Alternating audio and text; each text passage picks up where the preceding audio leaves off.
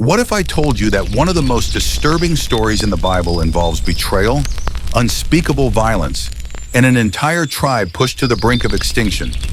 A single night of horror that sparked a blood-soaked war, leaving tens of thousands dead and nearly erasing one of Israel's 12 tribes from existence.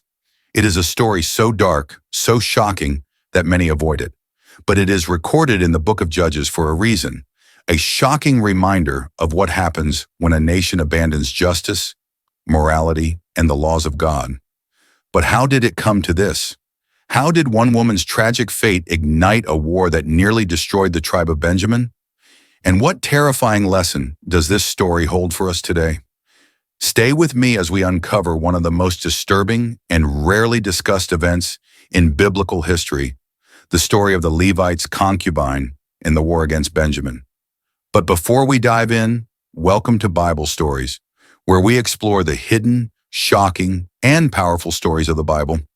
If you love deep biblical insights, don't forget to like this video, subscribe, and turn on notifications so you never miss an episode. And now, let's begin. In those days, there was no king in Israel. Everyone did what was right in his own eyes. Judges chapter 21, verse 25. The land was in turmoil. There was no ruler, no central authority, no guiding hand to enforce justice or righteousness.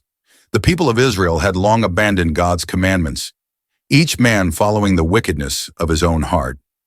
Imagine a city without law, where crime is unchecked and justice is no more than a fleeting illusion, where the strong prey on the weak and corruption spreads like an incurable disease.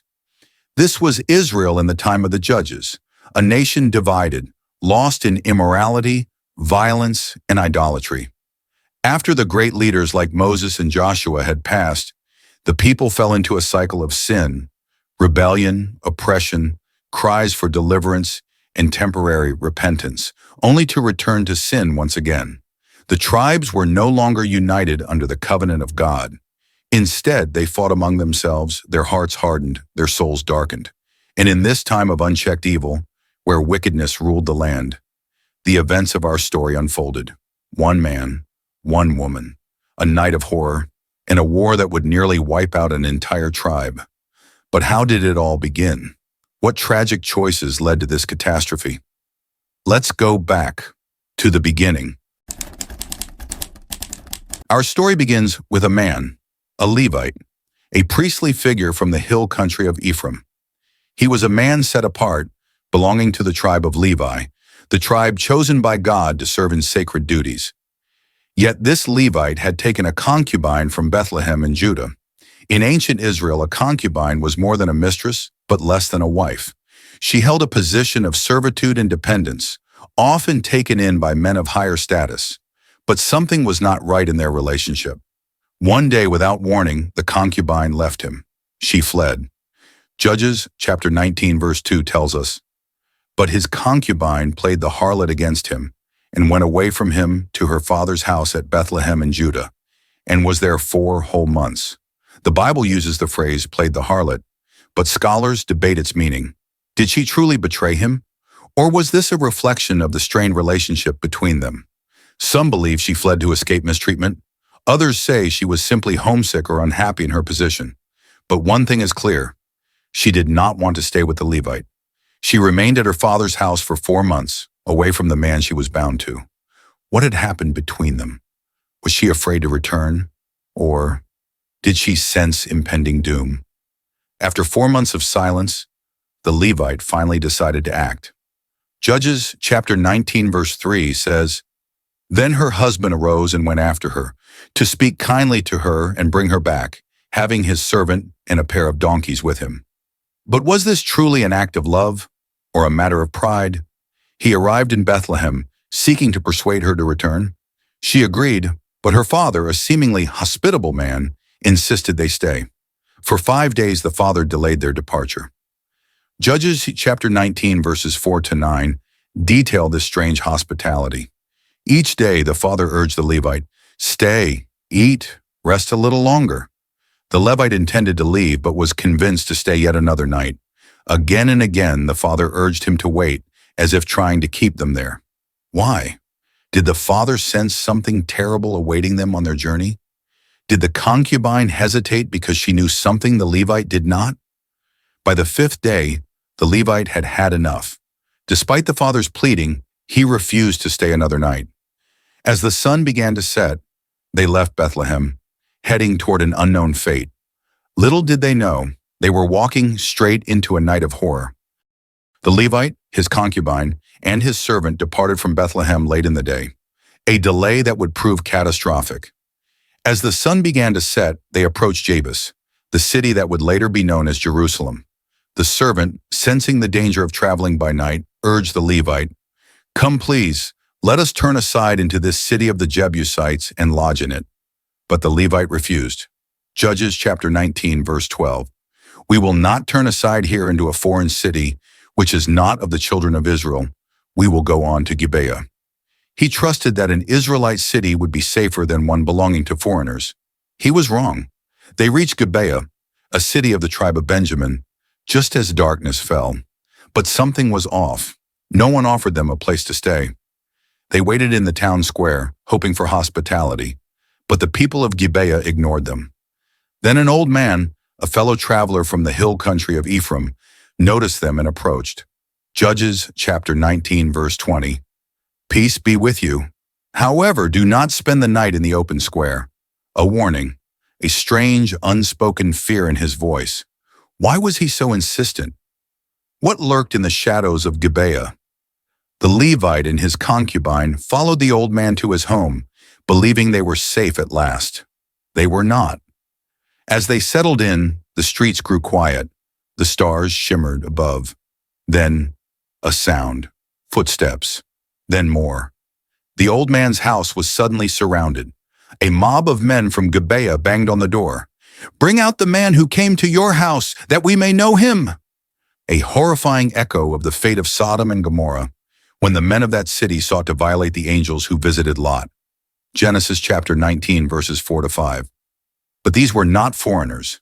These were Israelites, God's chosen people, now unrecognizable in their wickedness. The old man in desperation pleaded with them. Judges chapter 19, verse 23. "No, my brethren, I beg you, do not act so wickedly. Since this man has come into my house, do not commit this outrage." But the mob did not listen. The Levite, fearing for his life, made a shocking decision. He took his concubine and forced her outside. Judges chapter 19, verse 25. "So the man took his concubine and brought her out to them, and they knew her and abused her all night until morning. She screamed, she pleaded, but no one came to help. The Levite did nothing. The old man did nothing. The people of Gibeah showed no mercy." Then finally, the first rays of morning light stretched across the sky. The mob dispersed. The night of terror was over. And there, outside the house, on the cold ground, lay the concubine. Judges chapter 19, verse 26. "Then the woman came as the day was dawning and fell down at the door of the man's house where her master was, till it was light. She crawled. She dragged herself to the doorstep, back to the very man who had thrown her away. Her fingers reached for the threshold, and then she collapsed, motionless. The door never opened. The Levite never came for her. No one did. The question that haunts us. Was she still alive when the Levite finally stepped outside? Did she breathe her last breath at his feet? Or was she already gone, abandoned in death as she had been in life? No one knows. But one thing is certain. Her fate would set in motion a war unlike any other. And the Levite would do something even more shocking next. What happened next would shake all of Israel. The morning air was silent. The Levite finally stepped outside. There she was, his concubine, still lying at the threshold, her fingers outstretched toward the door. No movement, no sound. Judges chapter 19, verse 27. When her master arose in the morning, opened the doors of the house and went out to go his way, there was his concubine, fallen at the door of the house with her hands on the threshold. The Levite stood over her, and then, without a tear, without a word of grief, He simply said, "Get up, let us be going." But she did not move. She could not move. The weight of what had happened was immense, yet the Levite showed no sorrow, no remorse. He lifted her body onto his donkey and began his journey home. But what he did next would send shockwaves across Israel. The Levite returned to his home in the hill country of Ephraim. He took a knife, and with calculated precision, he dismembered the lifeless body of his concubine. Judges chapter 19, verse 29. When he entered his house, he took a knife, laid hold of his concubine, and divided her into 12 pieces, limb by limb, and sent her throughout all the territory of Israel. 12 pieces, one for each of the 12 tribes of Israel. Each severed part carried by a messenger, delivered to the heads of the tribes, from Dan to Beersheba. Imagine the horror. A blood-stained package arrives at your doorstep. You unwrap it and see a human limb staring back at you. This was no ordinary message. This was a call to war. The reaction was instant. All of Israel was stunned. Judges chapter 19, verse 30. And so it was that all who saw it said, "Such a thing has never been seen or done from the day that the children of Israel came up from the land of Egypt until this day. Consider it, confer, and speak up." Had Israel fallen so low?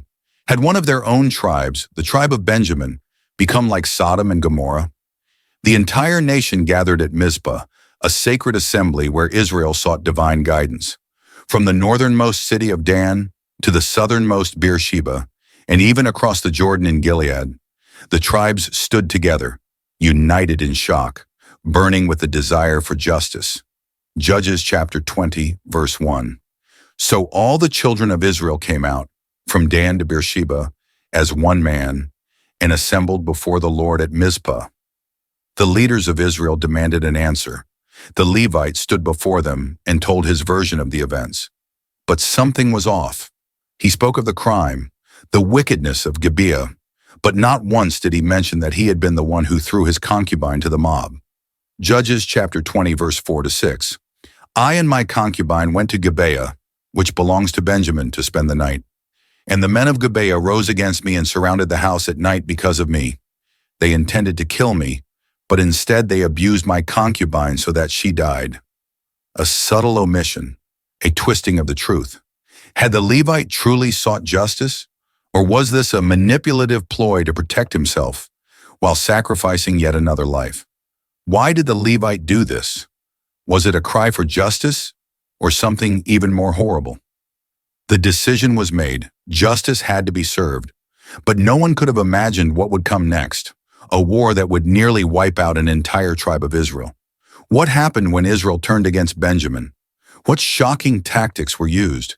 And how did this brutal war nearly erase a tribe from existence? Israel stood as one at Mizpah, their voices united in fury, their hearts burning for justice. They sent messengers to the land of Benjamin with a simple demand: hand over the wicked men of Gaba. Let them face judgment for their unspeakable crime. But Benjamin refused. Judges chapter 20, verses 12 to 13. Then the tribes of Israel sent men through all the tribe of Benjamin, saying, "What is this wickedness that has occurred among you? Now therefore deliver up the men, the perverted men who are in Gaba, that we may put them to death and remove the evil from Israel." This should have been a straightforward matter. Justice was clear. The crime was undeniable. The evidence? Gruesome and inescapable. This was not about war. It was about righting a horrific wrong. But Benjamin refused. Instead of handing over the guilty, they closed ranks. They chose tribal loyalty over justice. They chose pride over righteousness. Judges chapter 20, verse 13, second half. But the children of Benjamin would not listen to the voice of their brethren, the children of Israel. Imagine the scene. The elders of Benjamin gathered in defiance. They looked at their fellow Israelites, not with humility, not with remorse, but with hostility. Perhaps they saw the demand as an insult to their honor. Perhaps they thought, "We will not be bullied by the rest of Israel." Perhaps they whispered among themselves, "If we give them these men, what's next? Will they treat us all as criminals?" And so, instead of standing against wickedness, instead of purging their land of evil, The tribe of Benjamin armed itself for war. They gathered their best warriors. They refused to negotiate. They chose blood over justice. What happens when a nation protects wickedness instead of condemning it? What happens when pride leads to war rather than repentance? Benjamin was about to learn the hard way. Their refusal would lead to one of the most devastating civil wars in Israel's history, a war that would push them to the edge of annihilation. What happened next? How did the battle unfold? And what was God's response to Israel's cries for justice? Israel stood at the edge of war. The demand for justice had been ignored. The tribe of Benjamin had chosen defiance over righteousness. And now, the nation was at war with itself. Judges chapter 20, verse 18. Then the children of Israel arose and went up to the house of God to inquire of him. They said, "Which of us shall go up first to battle against the children of Benjamin?" And the Lord said, "Judah first." The entire Israelite army assembled, 400,000 warriors, men of battle, all ready to fight. Before drawing their swords, they sought the Lord's guidance. Who should lead the charge?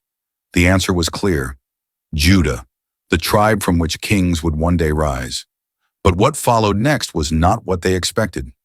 Judges chapter 20, verses 19 to 21.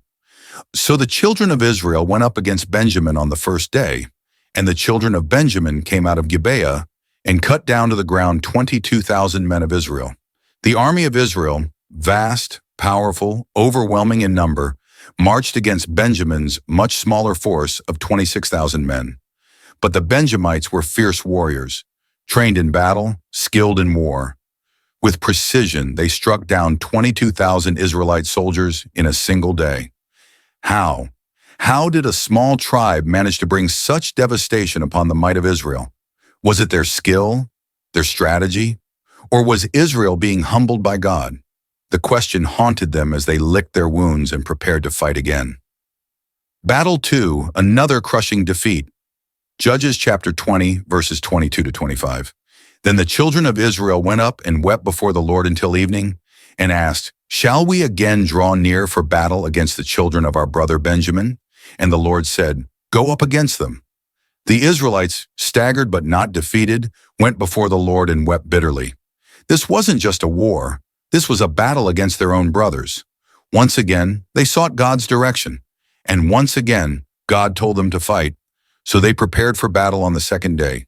They charged once more, believing that surely justice would prevail this time. But once again, Benjamin struck them down. Another 18,000 warriors fell. The battlefield was soaked in Israelite blood. 2 battles, 2 defeats, 40,000 men lost. What was happening? Had they misheard God? Was he punishing them? Or was he teaching them something they had yet to understand? Now Israel was broken. They had relied on their strength. They had relied on their numbers, and both had failed them. So now they turned to the Lord in full surrender. Judges chapter 20, verse 26. Then all the children of Israel, that is, all the people, went up and came to the house of God and wept. They sat there before the Lord and fasted that day until evening, and they offered burnt offerings and peace offerings before the Lord. This time they didn't just ask for victory, they humbled themselves. They fasted. They offered sacrifices.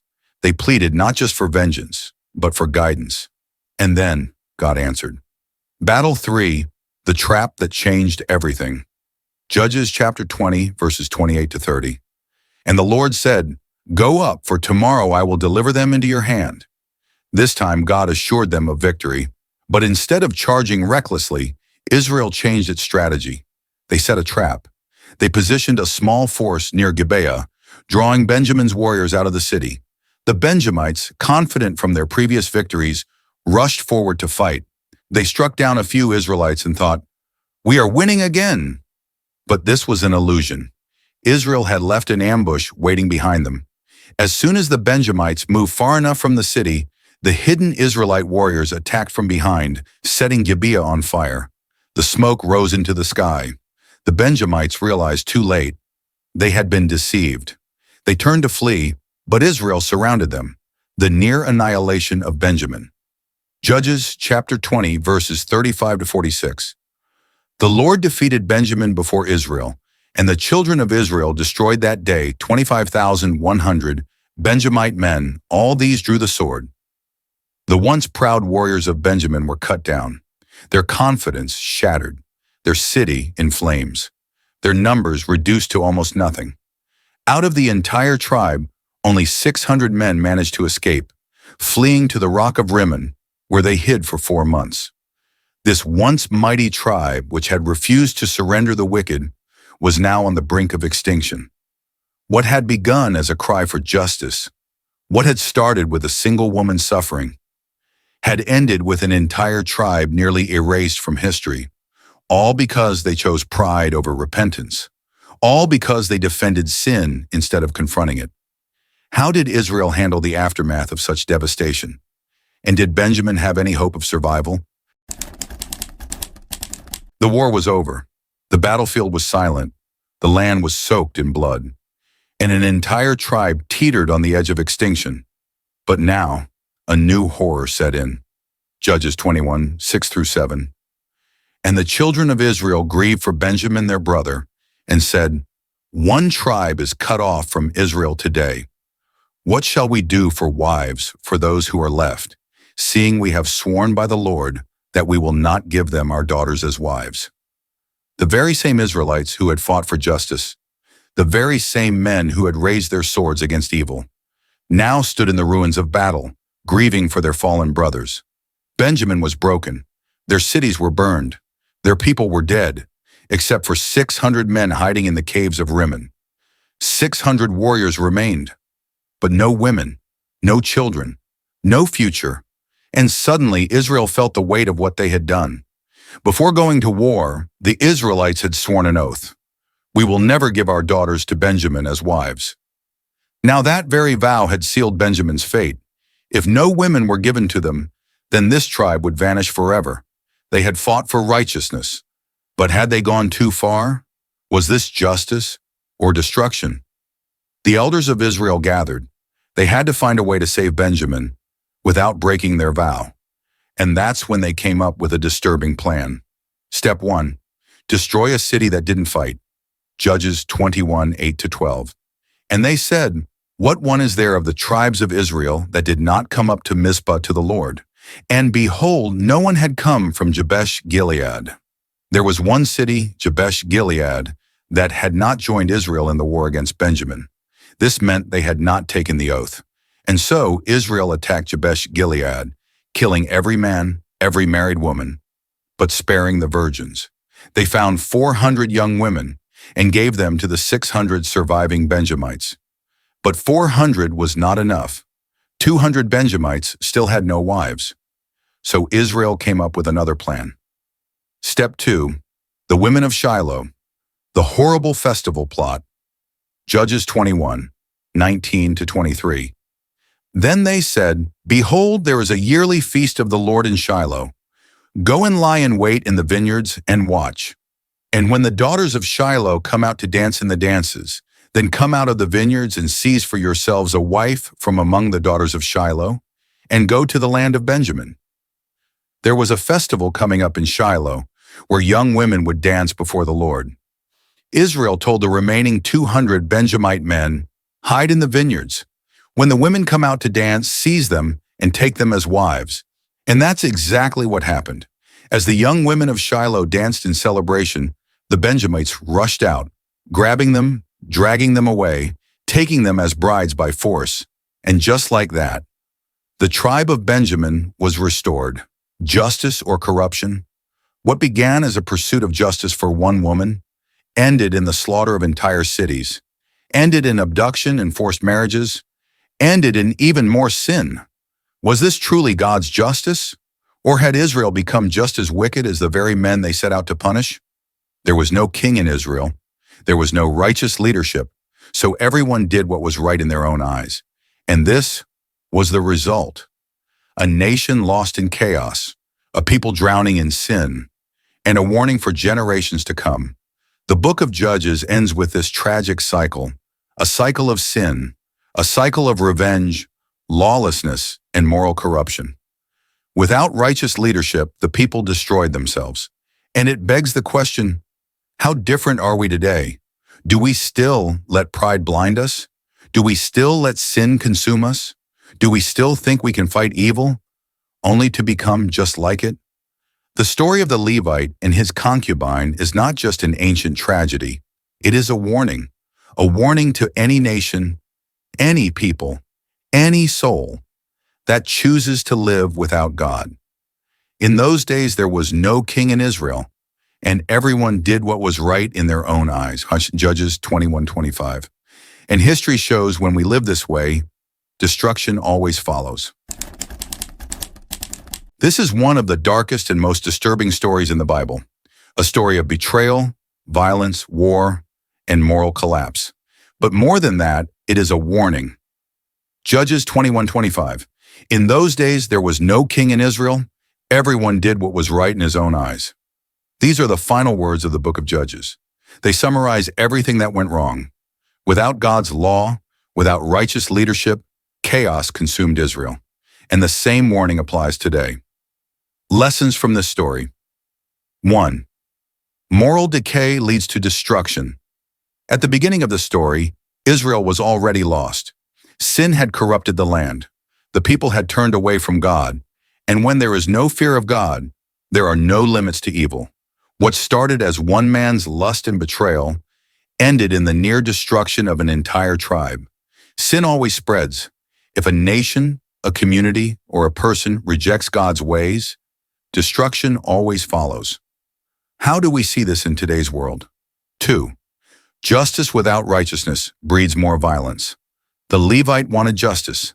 Israel wanted justice. But instead of turning to God's justice, they followed their own ways. And what did it lead to? A brutal civil war. Thousands dead, women kidnapped to fix a problem caused by men's wickedness. In the end, did anyone truly win? When justice is pursued without righteousness, it only creates more sin.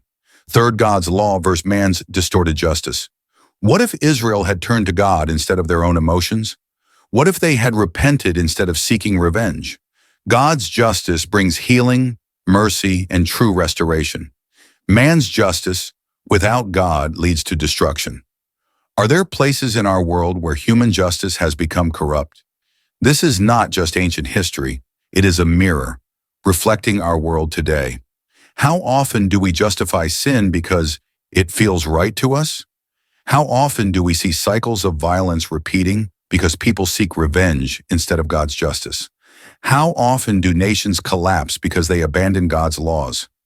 This story is a warning to Israel, to nations, to every single person today. Without God, people will always choose destruction. So, what do you think? Was justice truly served, or did Israel fall deeper into sin? Comment below. Let's discuss this powerful Bible story. If you found this deep dive into biblical history eye-opening, don't forget to like, share, and subscribe for more incredible Bible stories. We uncover the hidden lessons, the deep mysteries, and the powerful warnings found in God's Word. Turn on notifications so you never miss an episode. Join the conversation in the comments. I'd love to hear your thoughts. See you in the next episode. Thanks for watching.